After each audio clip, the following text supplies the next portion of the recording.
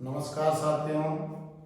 प्रतियोगी परीक्षाओं की तैयारी में बिना थके जुटे हुए योद्धाओं का स्वागत है माही ऑनलाइन कंपटीशन क्लासेस में। मैं GS Saini, panchayat elementary education officer, former lecturer in political science, expert in constitution, polity, culture, sports, current. देखिए, मैं और मेरी टीम जो भी पूर्ण मनोयोग से परीक्षाओं के प्रति गंभीर विद्यार्थी हैं, उनको सटीक बदलती परिस्थिति में जो क्वेश्चन पहुंचे जा रहे हैं उसके हिसाब से विश्लेषणात्मक और एक्यूरेसी में प्रमाणित ज्ञान प्राप्त हो, इसके लिए इन क्लासों की शुरुआत की गई है। मेरी टीम में मैं खुद पंचायत प्रारंभिक शिक्षा अधिकारी हूँ। प्रतियोगी परीक्षाओं में पढ़ाने का मुझे लगभग 15 वर्ष का अनुभव रहा है।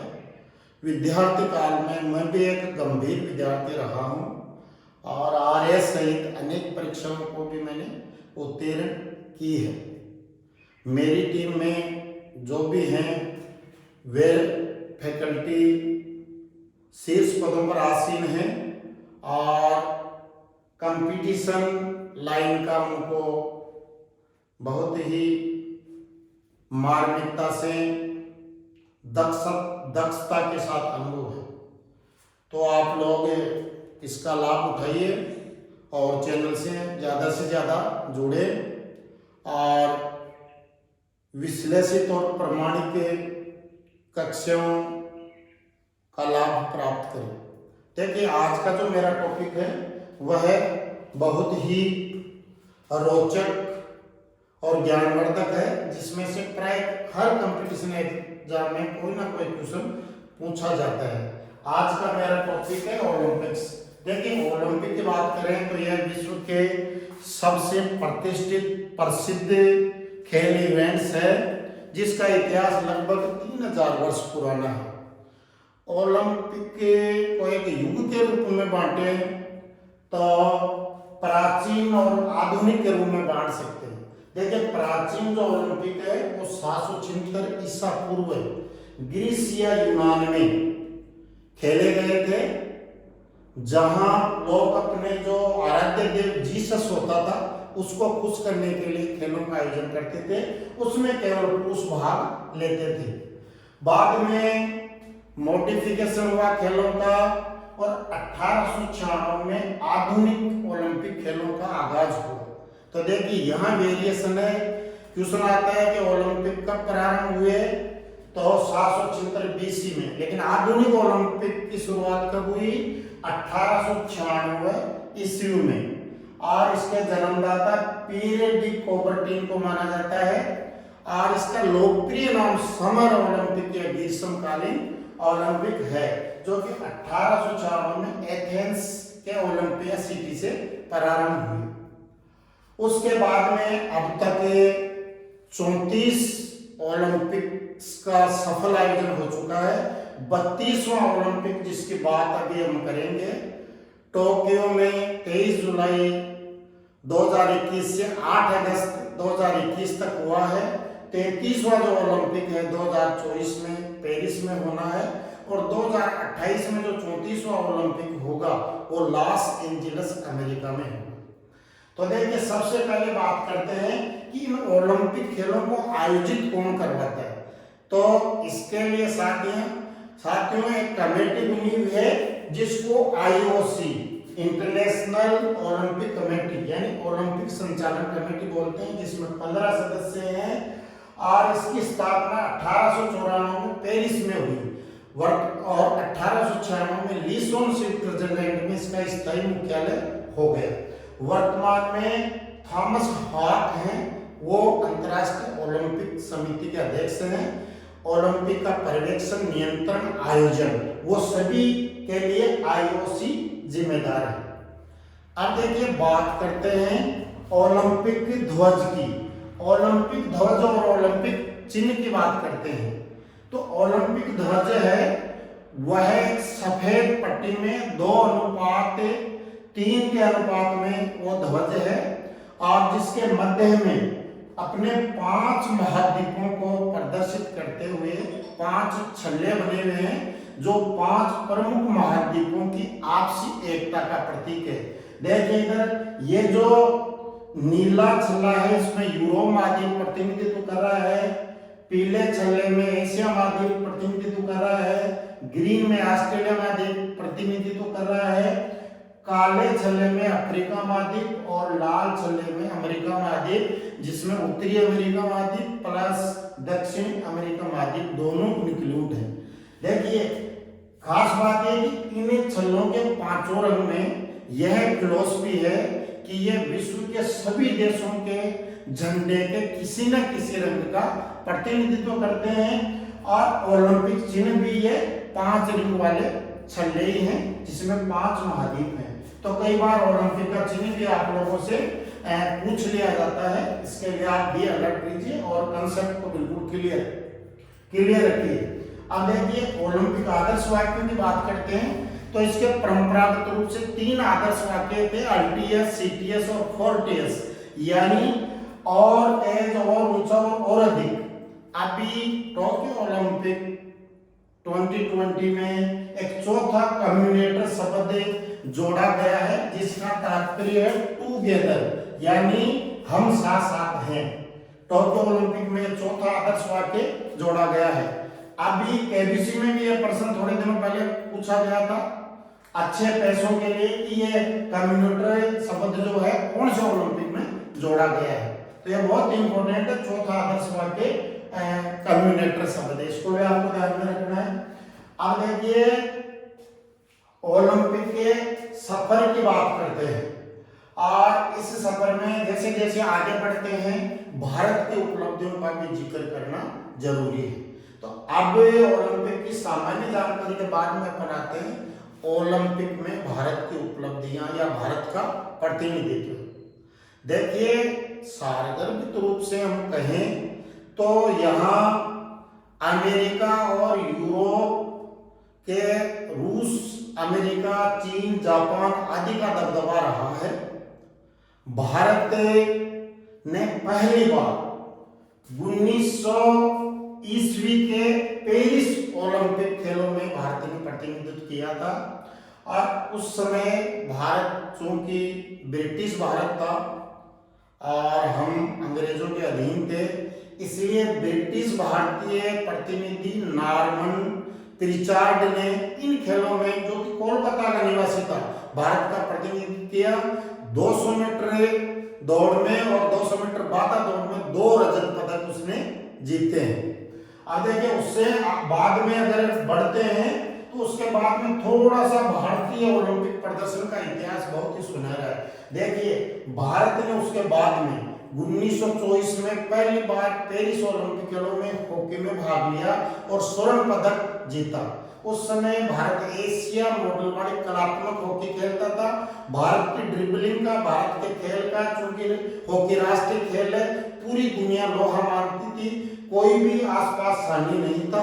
और उस समय जो बहुत ही हॉकी के लीजेंड खिलाड़ी इंडिया में उस काल में हुए हैं, उसका नतीजा यह हुआ कि भारत ने लगातार 6 ओलंपिक तक हॉकी का स्वर्ण पदक जीता। तो 1924 के जो ओलंपिक पेरिस में हुआ, भारत ने हॉकी में गोल्ड मेडल जीता।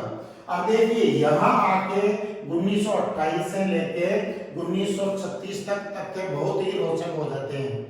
आपको मैं बताना चाहूंगा कि 1928, 32 और 1936 में हॉकी के लीजेंड, हॉकी के जादूगर ध्यानचंद भी भारतीय टीम का हिस्सा थे और अपने खेल कौशल से पूरे विश्व को आश्चर्यचकित उन्होंने किया था।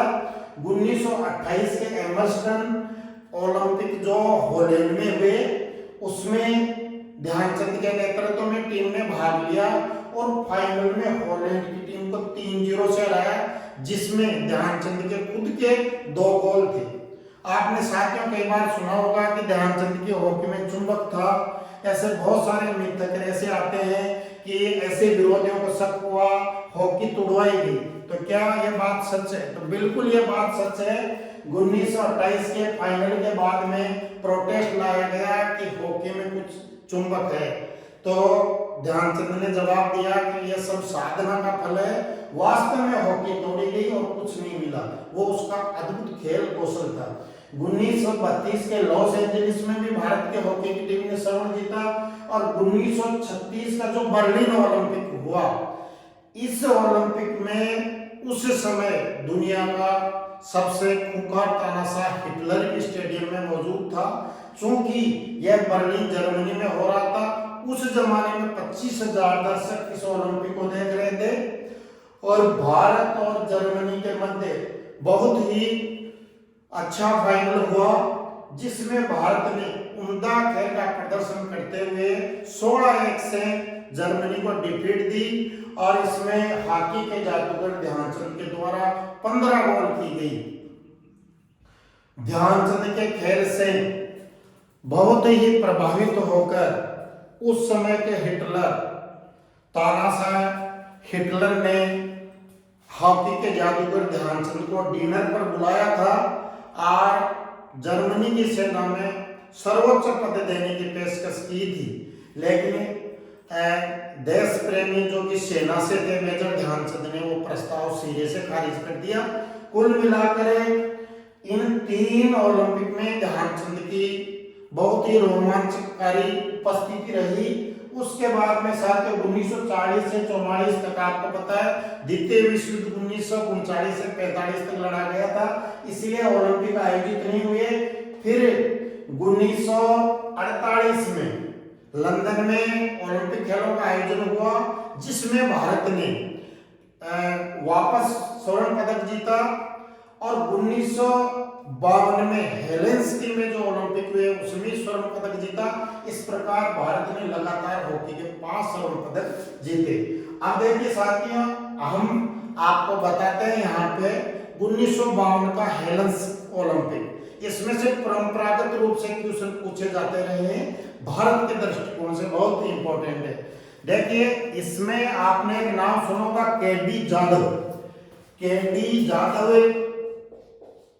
एक पहलवान थे जिनको पॉकेट डायनामो के नाम से जाना जाता था। क्यों? क्योंकि उनकी हाइट एक पॉकेट जितनी थी, सिर्फ 5 फुट 1 इंच हाइट के थे, लेकिन बहुत ही शानदार पहलवान थे। तो उस समय इनको ओलंपिक में जाने की परमिशन नहीं मिली। तत्कालीन मीडिया ने मुहिम चलाई, देश की जनता ने चंदा किया, और केडी जाधव हेलेंसिकी ओलंपिक 1952 में हिस्सा लेने के लिए पहुंचे, और वहां जाकर भारत के लिए, आजाद भारत के लिए 1952 के हेलेंसिकी ओलंपिक में पहला ब्रॉन्ज या कांस्य मेडल जीता। यही आपका शानदार क्वेश्चन क्रिएट हो रहा है कि ओलंपिक खेलों के इतिहास में भारत के लिए प्रथम पदक व्यक्तिगत स्पर्धा में किसने जीता? तो वह है केडी जाधव ने जीता। देखिए अगर टीम स्पर्धा का नाम आ जाए तो वह तो कहानी 1924 से स्टार्ट हो जाती है, जब भारत ने पेरिस ओलंपिक में स्वर्ण पदक जीता था। लेकिन व्यक्तिगत कैटेगरी में केडी जाधव स्वतंत्र भारत के पहले व्यक्ति थे जिन्होंने डायनामो पॉकेट्स के नाम से जो प्रसिद्ध थे, जिन्होंने भारत के लिए कांस्य पदक जीता। उसके बाद में 1968 का जो मेक्सिको सिटी में ओलंपिक हुआ, उसमें भारत की हॉकी टीम ने 7वीं बार गोल्ड मेडल जीता। और उसके बाद में 1980 में मास्को ओलंपिक खेलों में भारत की टीम ने शानदार प्रदर्शन करते हुए हॉकी में 8वां स्वर्ण पदक जीता। तो टीम गेम की बात करें तो भारत ने हॉकी में ओलंपिक के इतिहास में विश्व के अन्य देशों की तुलना में सर्वाधिक स्वर्ण पदक जीते हैं, और 8 ओलंपिक स्वर्ण पदक लगातार जीते हैं। और इसी बात को मैं विराम से जोड़ूंगा कि फिर 41 वर्ष तक ओलंपिक हॉकी पदक का जो कि हमारा राष्ट्रीय खेल है, भारत को इंतजार रहा। और टोक्यो ओलंपिक 2020 जो 2021 में हुए, तब जाकर भारत को एक हॉकी हॉकी में 41 वर्ष बाद में कांस्य पदक भारत को प्राप्त हुआ है। अब देखिए इसके बाद में अपन थोड़ी सी सारगर्भित रूप से ये देखते हैं जो प्रमुख ओलंपिक हुए उनमें भारत ने कब कब क्या क्या पदक जीते। तो सबसे महत्वपूर्ण आंकड़ा तो मैं आपको ये बताना चाहूंगा कि भारत ने ओलंपिक खेलों के इतिहास में अब तक 35 पदक जीते हैं कुल। इस बात को लिख लीजिए साथ ही, कुल भारत ने 35 पदक जीते हैं, बहुत ही इंपॉर्टेंट है। उस 35 इंपॉर्टेंट में से भारत ने 10 स्वर्ण पदक जीते हैं। देखिए 10 स्वर्ण पदक कौन से, 8 तो हॉकी में जीते हैं, 2 व्यक्तिगत स्पर्धाओं में जीते हैं। व्यक्तिगत स्पर्धाओं में कब जीते हैं, 9वां स्वर्ण पदक या पहला व्यक्तिगत जो स्पर्धा में स्वर्ण पदक 2008 के बीजिंग ओलंपिक में 10 मीटर निशानेबाजी में अभिनव बिंद्रा ने, गोल्डन बॉय के नाम से जाना जाता है, पंजाब के अभिनव बिंद्रा ने 2008 में भारत का प्रतिनिधित्व करते हुए व्यक्तिगत ओलंपिक खेलों के इतिहास में भारत के लिए पहली बार स्वर्ण पदक जीता था। और दूसरा स्वर्ण पदक व्यक्तिगत खेलों में टोक्यो ओलंपिक 2020 में, जो 2021 में हुए, वंडर बॉय नीरज चोपड़ा ने, जिसकी पूरी दुनिया आज खेल से कायल है, जिसने विश्व जेवलिन थ्रो में रजत जीता है। सभी प्रतिष्ठित प्रतियोगिताओं में वो 90 मीटर के आसपास भाला फेंक रहे हैं। उन्होंने दूसरा स्वर्ण पदक व्यक्तिगत ओलंपिक इतिहास में भारत के लिए दूसरा व्यक्तिगत स्वर्ण पदक जीता है, 87.58 मीटर भाला फेंक कर। तो कुल मिलाकर आप याद रखिए, इसको लिख लीजिए कि भारत ने ओलंपिक खेलों के इतिहास में अब तक कुल 35 पदक जीते हैं, जिसमें 10 स्वर्ण पदक हैं। अब देखिए थोड़ी सी अपन देखते हैं, कैलकुलेशन करते हैं। 1996 के जो समर ओलंपिक हुए, समर ओलंपिक हुए वो अटलांटा में, अमेरिका के अटलांटा शहर में हुए, और भारत के लिए व्यक्तिगत श्रेणी में दूसरा पदक लिएंडर पेस ने जीता, दूसरा कांस्य पदक जीता। और इन्होंने कांस्य पदक के लिए हुए मुकाबलों में पहले 2 सेट हारने के बावजूद ब्राजील के फर्नांडो को कड़े संघर्ष में हराकर भारत को कांस्य पदक की सौगात दी, जो टेनिस में महेश भूपति के साथ एक बड़ा नाम है, लिएंडर पेस। तो याद रखिए व्यक्तिगत कैटेगरी में भारत को दूसरा पदक लिएंडर पेस ने 1996 के अटलांटा ओलंपिक खेलों में दिलाया साथियों। उसके बाद में अपन बात करते हैं सिडनी ओलंपिक, जो कि 2000 में आयोजित हुआ। प्रति 4 वर्ष से ओलंपिक खेल होते हैं। इसमें भारत की बेटी कर्णम मल्लेश्वरी ने देश के लिए एकमात्र पदक जीता वेट लिफ्टिंग में, भारोत्तोलन में। अब आगे चलते हैं तो 2004 में एथेंस जहां से शुरुआत हुई थी ओलंपिक की, आधुनिक ओलंपिक की, दोबारा 2004 में एथेंस ओलंपिक होते हैं। और यहां पर मेजर राज्यवर्धन सिंह राठौड़ ने डबल ट्रैप शूटिंग में भारत के लिए सिल्वर मेडल पक्का किया। और आपको ये बताना चाहूंगा कि इनकी कैसी हिस्ट्री राजस्थान से है। ये राजस्थान के जैसलमेर से हैं, वर्तमान में राजनीति में है, और मोदी सरकार में, पिछली मोदी सरकार में एक खेल राज्य मंत्री भी रह चुके हैं, और वर्तमान में जयपुर ग्रामीण से सांसद हैं। इन्हीं राज्यवर्धन सिंह ने 2004 में भारत के लिए सिल्वर मेडल पक्का किया था। उसके बाद में 2008 के बीजिंग ओलंपिक में, मैंने अभी पहले बताया, अभिनव बिंद्रा ने बीजिंग ओलंपिक में व्यक्तिगत श्रेणी में भारत के लिए पहला स्वर्ण पदक जीता 10 मीटर एयर पिस्टल निशानेबाजी में, जिसे गोल्डन बॉय के नाम से जाना जाता है।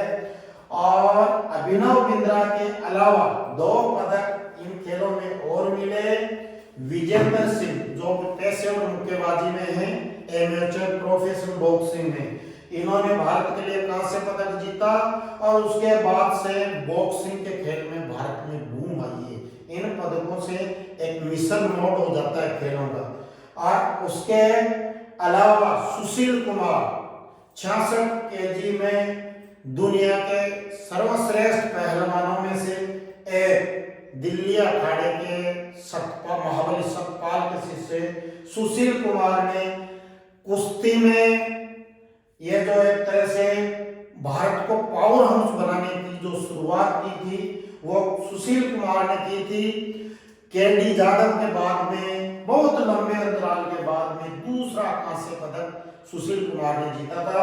कुल मिला के 2008 के बीजिंग ओलंपिक में भारत के हिस्से में 3 पदक आए थे। उसके बाद में लंदन ओलंपिक 2012 में भारत ने कुल 6 पदक जीते। हालांकि स्वर्ण पदक नहीं मिला, लेकिन 6 पदक भारत ने जीते, जिसमें सुशील कुमार का रजत पदक था। साइना नेहवाल ने 2012 के लंदन ओलंपिक में बैडमिंटन में देश के लिए कांस्य पदक जीता और उसके अलावा भी अन्य 4 पदक आए। और यहाँ एक साथी क्वेश्चन बनता है कि सुशील कुमार व्यक्तिगत श्रेणी में किन्हीं ओलंपिक में 2 पदक जीतने वाले भारत के इकलौते खिलाड़ी हैं। समझिए इस बात को, क्वेश्चन कैसे क्रिएट होगा। व्यक्तिगत श्रेणी में ओलंपिक गेम में भारत के लिए 2 पदक या 2 कांस्य पदक जीतने वाला खिलाड़ी कौन है, तो वह सुशील कुमार है। उसके बाद में 2016 में रियो ओलंपिक में भारत को केवल 2 पदक मिले। पीवी सिंधु जो बेसिकली आंध्र प्रदेश की है, जो बैडमिंटन में आज एक बड़ा नाम है, जिसने वर्ल्ड चैंपियन सहित आज इंग्लैंड बैडमिंटन टूर्नामेंट सहित ओलंपिक में भी 2 पदक जीते हैं, जिसकी शुरुआत वह 2016 में करती है। हालांकि संघर्षपूर्ण फाइनल जो उनका स्पेन की मारोलिना कोरिन से हुआ था, उसमें पीवी सिंधु परास्त हो गई थी, लेकिन देश के लिए रजत पदक इन्होंने पक्का किया था। और एक दूसरी बेटी साक्षी मलिक ने भी 2016 के रियो ओलंपिक में देश के लिए पदक जीता था।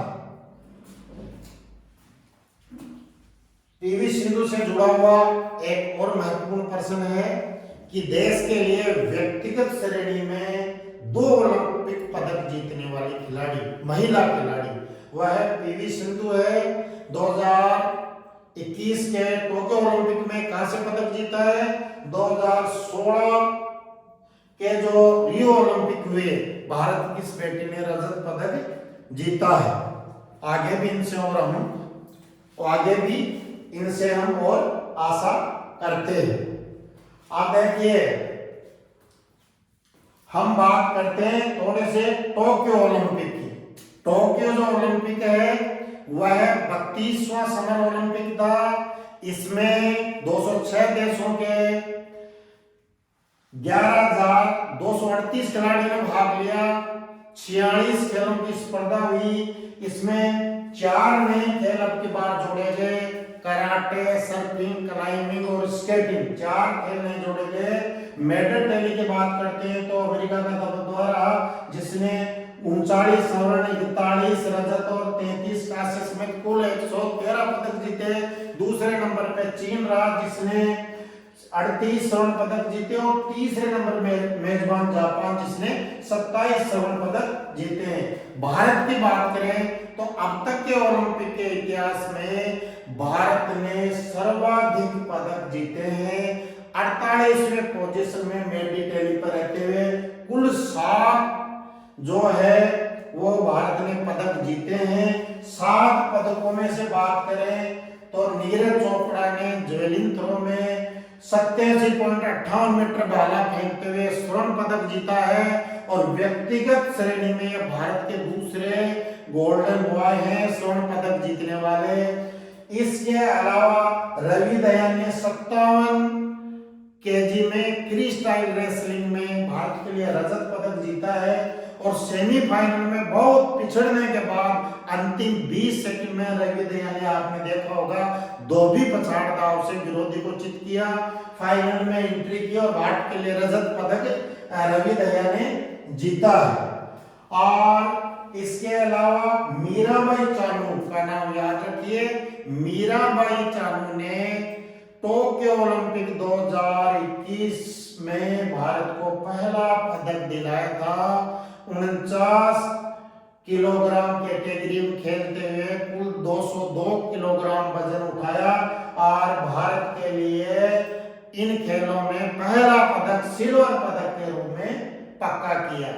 अब देखिए वेट लिफ्टिंग की बात करें तो भारत को अब तक 2 ओलंपिक पदक मिल चुके हैं। 2000 में सिडनी ओलंपिक में भारत को प्रणब मलेशिया ने पहला वेट लिफ्टिंग में भारत को ओलंपिक पदक दिलाया था। उसका रंग कैसे था, अब इसने रंग बदला है मीराबाई चानू ने और सिल्वर पदक दिलाया है। और 41 वर्ष बाद जैसे मैंने बताया 1980 में भारत ने 3 खेलों में स्वर्ण पदक हॉकी में जीता था, जो कि हमारा राष्ट्रीय खेल है। 41 वर्षों बाद में ऑस्ट्रेलिया जैसी मजबूत टीमों को हराते हुए सेमीफाइनल के लिए हुए मुकाबले में मनप्रीत सिंह की अगुवाई में खेलते हुए युवा और अनुभवी टीम ने जर्मनी को 5-4 से कड़े संघर्ष में जीत देके हॉकी को नई ऑक्सीजन दी है राष्ट्रीय खेल को। उसके अलावा युवा बॉक्सर लवलीना बोरगन जो आसाम से ताल्लुक रखती है, कांस्य पदक जीता है। और सबके फेवरेट बजरंग पूनिया ने 65 किलो कैटेगरी में बहुत ही संघर्ष करते हुए कांस्य पदक भारत को दिलाया है। और भारत की बेटी पीवी संधू ने भी अपना दूसरा ओलंपिक पदक पक्का किया। देखिए इस प्रकार यह आपको ओलंपिक का ये जो पीरियड है मेरा ये लगभग समाप्ति की ओर है और इसमें लगभग सारी बातें मैंने आपको बताई है। इसको चैनल को बार बार देखिए और इन तथ्यों को याद रखिए और हो सके तो नोट्स के रूप में अंकित कीजिए। आप साथियों जल्दी ही मिलेंगे बिल्कुल प्रमाणित टीम के साथ। यहाँ जो खड़ा होगा एक लेवल का बंदा खड़ा होगा जो बहुत कुछ जानता है। और अगर मेरा चैनल आपको पसंद आए तो लाइक शेयर और सब्सक्राइब करें। मिलते हैं जल्दी। Thank you.